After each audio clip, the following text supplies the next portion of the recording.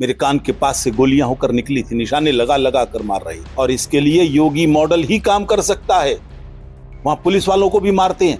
पिछले दिनों एक डीएसपी मार दिया था इन्होंने। लेकिन वहाँ के लोग ये उन्होंने जो इस तरह बयान दिया कि हम यात्रा का स्वागत करते हैं, लेकिन मोनू जो मानेसर है जो गौ रक्षक दल, उसका हत्याकांड में नाम आया था, उसको लेकर जिस तरह वीडियो जारी हुआ और उसके बाद उन्होंने चैलेंज किया था, उसको लेकर लोग भड़के, ये बता रहे हैं। वापस मुड़ने का भी रास्ता नहीं, बीच में घेर लिया गया। पत्थरों से, खेतों से पत्थर मारे जाने लगे कि वहां पर सीआरपीएफ की या इस प्रकार की फोर्सेस की, बीएसएफ की एक बटालियन रहनी चाहिए, एक यूनिट कम से कम रहनी चाहिए, क्योंकि ये मिनी पाकिस्तान बन चुका है। नमस्कार, आप देख रहे हैं हरियाणा तक। जिस तरह से कल जो मेवात के नूह में जो हिंसा हुई है, उसको लेकर जो हिंदू जो संगठन है बजरंग दल, जिस तरह से वहां पर एक यात्रा निकाल रहे थे, उसी यात्रा के दौरान जो पत्थरबाजी और जो आगजनी हुई है, और इस मामले में कई मौतें भी हुई हैं। हमारे साथ सुरेंद्र जैन जी हैं, विश्व हिंदू परिषद के राष्ट्रीय महामंत्री जी। सर, जिस तरह से कल घटना है, उसको लेकर क्या कहेंगे?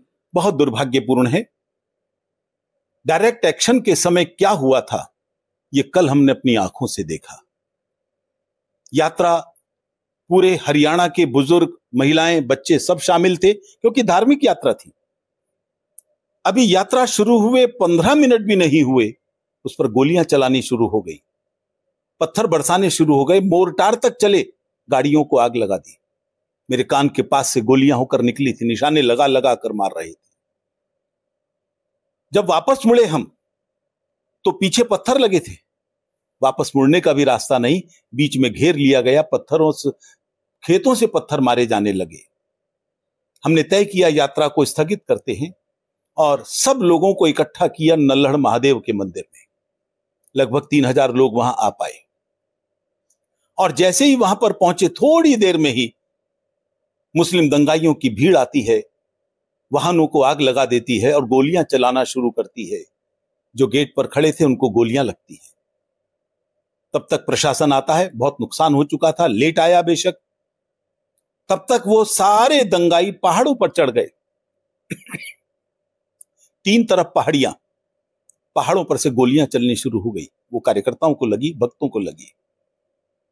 पुलिस की मुस्तैदी से वो ज्यादा नुकसान नहीं कर पाए, वो भाग गए। उसके बाद वहां से इवैक्यूएट किया गया। तब जाकर देखा, संपूर्ण मेवात की घेराबंदी इन जिहादियों ने कर दी थी। ना कोई आ सकता था, ना कोई जा सकता था। संपूर्ण मेवात में हिंदुओं की दुकानों पर, मकानों पर आग लगानी शुरू कर दी थी, लूटना शुरू कर दिया था, और हिंदुओं पर हमले करने शुरू कर दिए थे। अगर कुछ हिंदू फंसे हैं कुछ जगह, एक मंदिर में फंसे नूह के अंदर, उस मंदिर को आग लगाने की कोशिश की, चौकियां फूंक दी।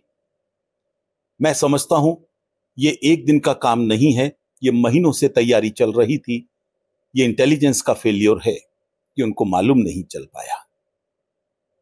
प्रशासनिक लापरवाही रही, और मुझे लगता है कि जो मांग पहले से चल रही है कि वहां पर सीआरपीएफ की या इस प्रकार की फोर्सेस की, बीएसएफ की एक बटालियन रहनी चाहिए, एक यूनिट कम से कम रहनी चाहिए, क्योंकि ये मिनी पाकिस्तान बन चुका है।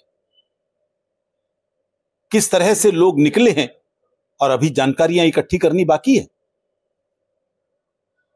तो इसलिए प्रशासन के बहुत सख्ती से निपटना चाहिए, और इसके लिए योगी मॉडल ही काम कर सकता है।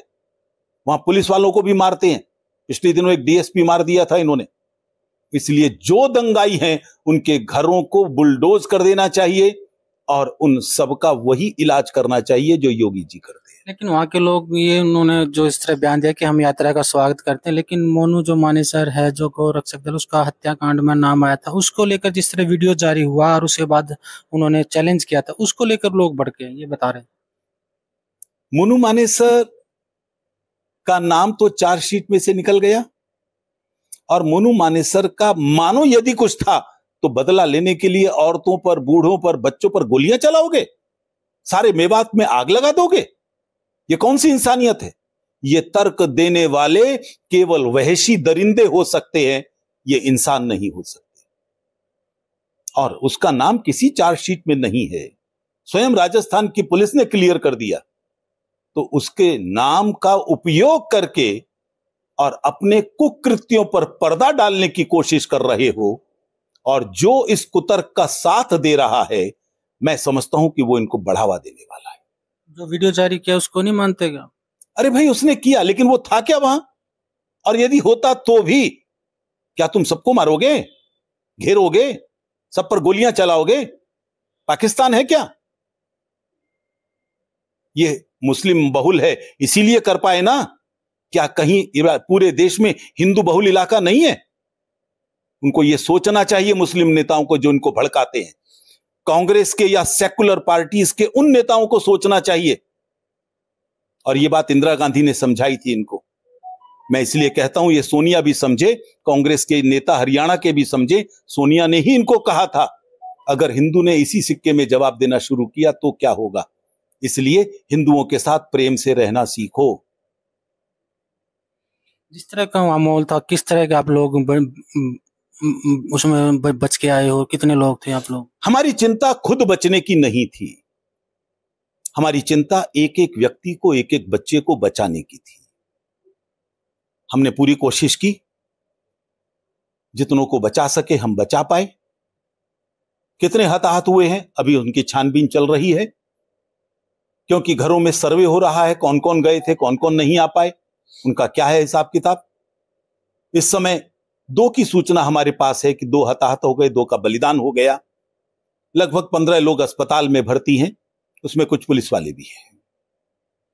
वहाँ गुड़गांव में मस्जिद में भी आग लगा दी, मौलाना तक की हत्या कर दी। इसको किस तरह देखते हैं? क्योंकि हिंसा तो बढ़ गई, उसके बाद तो आम लोग ही पीछे। मुझे लगता है देश भर के मुस्लिम समाज को सोचना पड़ेगा। उनके नेता बार बार आकर कहते हैं कि आतंकवाद गैर इस्लामिक है, और जो काम गैर इस्लामिक होता है उसके लिए ये फतवे जारी करते हैं। सलमान रश्दी ने किताब लिखी, गैर इस्लामिक थी, फतवा जारी कर दिया। आए सामने, ये सब आतंकवादी काम था, इससे बड़ा और कौन सा होता है। इनके खिलाफ फतवे जारी करें तो हम मालूम चलेगा कि वे मुस्लिम नेता, वो मुस्लिम समाज के लोग इनके साथ नहीं। आप लोगों को अंदेशा था इस तरह का हो सकता? बिल्कुल नहीं होता तो हम बच्चों को क्यों लेकर जाते? मेरी पत्नी मेरे साथ थी, क्यों हम इनको लेकर जाते? क्यों महिलाएं जाती? हमको कतई आशंका नहीं थी, ना प्रशासन ने बताया। तो आप सरकार का फेलियर बता रहे हैं? ये इंटेलिजेंस फेलियर है। मैं सरकार का फेलियर तो तब मानता जब सरकार कुछ नहीं कर पाती, जैसा पहले हुआ करता था। पहले लड़कियां उठ जाती थी, कुछ नहीं होता था, बलात्कार होते थे, कुछ नहीं होता था, हिंदू को जिंदा जला देते थे, कुछ नहीं होता था। कुछ होता तो है अब, लेकिन लोकल प्रशासन वो फेलियर था, ये कहने में मुझे कतई संकोच नहीं। लेकिन जिस तरह से दूसरे पार्टी के लोग सवाल उठा रहे हैं कि ये 2024 के लिए जमीन तैयार कर रहे हैं इस तरह के हाथ से, क्या 2024 के लिए अपनी महिलाओं को, अपनी बच्चियों को, अपने बच्चों को और खुद को हम वहां गोलियों का शिकार बनाने के लिए ले जाएंगे? ये उनका मानसिक दिवालियापन है। वो 24 के लिए मुसलमानों को भड़का रहे हैं, जिम्मेदार वो लोग हैं। तो आगे क्या आप लोगों का? यात्रा अधूरी है, बैठकर विचार करेंगे, अभी तो लोगों को संभालने में लगे हैं। ये थे सुरेंद्र जैन, जिनका कहना था जिस तरह से कल जो हिंसा हुई, बिल्कुल उनका अंदेशा नहीं था कि इस तरह से हिंसा बढ़ जाएगी। उन पर जिस तरह से गोलीबारी हुई, पत्थरबाजी हुई, जान बचाकर वो मुश्किल से बच पाए हैं। हरियाणा तक के लिए रोहतक से मैं सुरेंद्र जैन।